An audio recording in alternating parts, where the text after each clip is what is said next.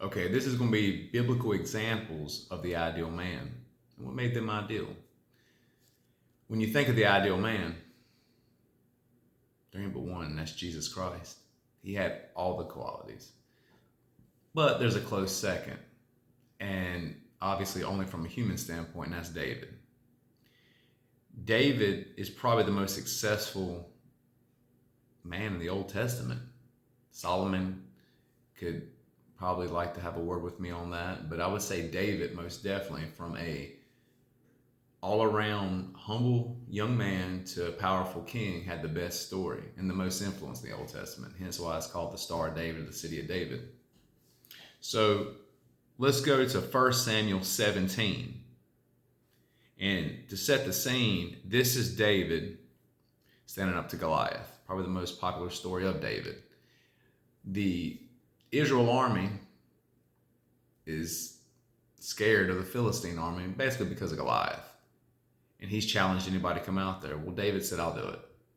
Even Saul didn't want to go out there and deal with him. So David goes out there, and let's start at verse 45.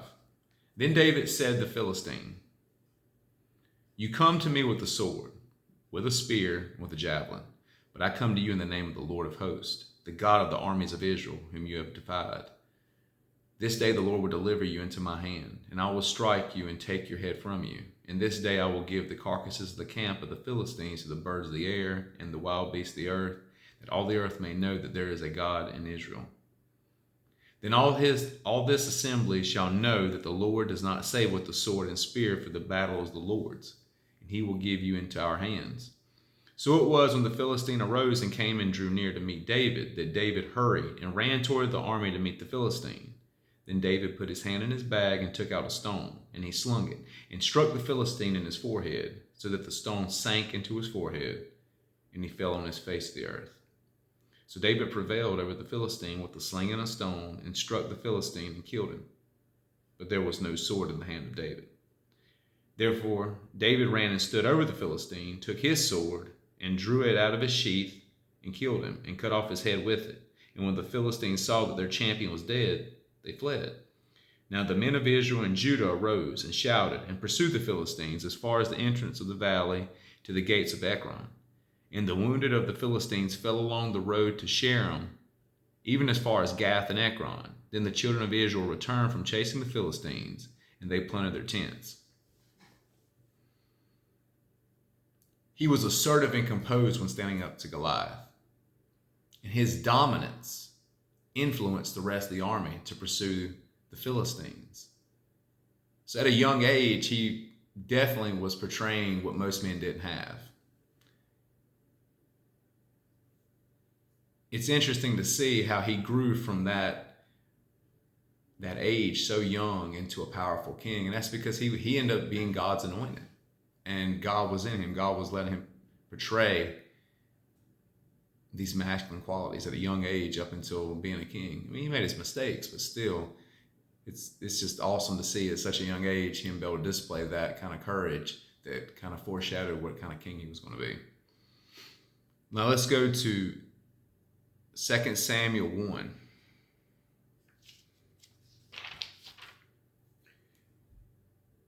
This is David addressing an Amalekite. So we'll start at verse 6. Then the young man who told him said, as I happened by chance to be on Mount Gilboa, there was Saul leaning on his spear, and indeed the chariots and horsemen followed hard after him. Now when he looked behind him, he saw him and called to me. And I answered, here I am. And he said to me, who are you? So I answered him, I'm an Amalekite. He said to me again, please stand over me and kill me, for anguish has come upon me, but my life still remains in me.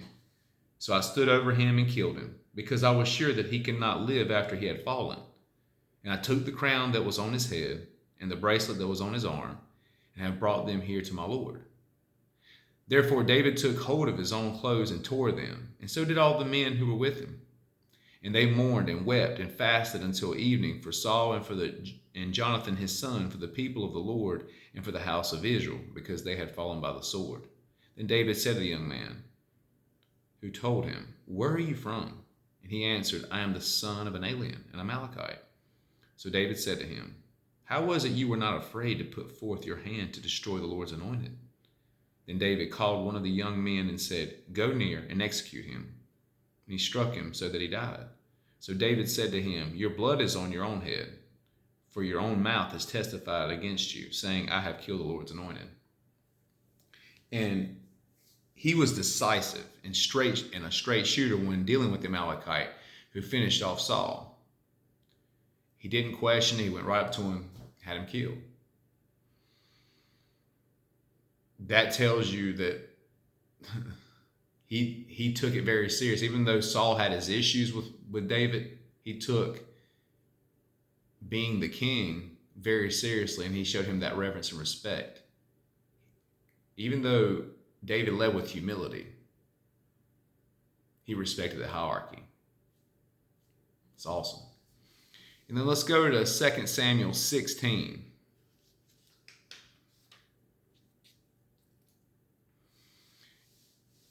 And this is where David is passing by. And we'll start at verse 5. Now, when King David came to Barium, there was a man from the family of the house of Saul, whose name was Shimei, the son of Gera. Coming from there, he came out, cursing continuously as he came. He threw stones at David and at all the servants of King David, and all the people and all the mighty men were on his right hand and on his left. Also Shimei said thus when he cursed, Come out, you bloodthirsty man, you rogue. The Lord has brought upon you all the blood of the house of Saul, in whose place you have reigned, and the Lord has delivered the kingdom into the hand of Absalom, your son. So now you are caught in your own evil, because you're a bloodthirsty man. Then Abishai the son of Zeruiah said to the king, Why should this dead dog curse my lord the king? Please, let me go over and take off his head. But the king said, What have I to do with you, your sons of Zeruiah? So let him curse, because the Lord has said to him, Curse David. Who then shall say, Why have you done so? And David said to Abishai and all his servants, See how my son, who came from my own body, seeks my life? How much more now may this Benjamite? Let him alone, and let him curse, for so the Lord has ordered him. It may be that the Lord will look on my affliction, and the Lord will repay me with good for his cursing this day. And as David and his men went along the road, Shimei went along the hillside opposite him, and cursed as he went, threw stones at him, and kicked up dust. Now the king and all the people who were with him became weary, so they refreshed themselves there.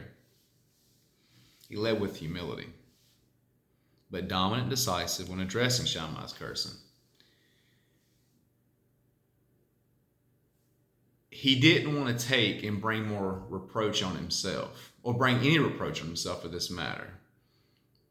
It's, in this case, see, people don't understand that, dominant means controlling and command, but it's also leading with humility. That's what a lot of people miss. They think dominant is a bad quality, or it's something men shouldn't have, but it's something every man should have. If every man's married, especially Christian men, they should be leading their home. You lead with humility. You have your wife, your kids' best interest at hand. Or if you're a supervisor or in a leadership position, you have their best interest at hand. You at least care about them as much as yourself, if not more, because you're willing to put yourself on the line for them. So David was the best human outside of Jesus Christ that displayed dominant, decisive, assertive, composed, and a straight shooter. That's the ideal man, at least from the Old Testament.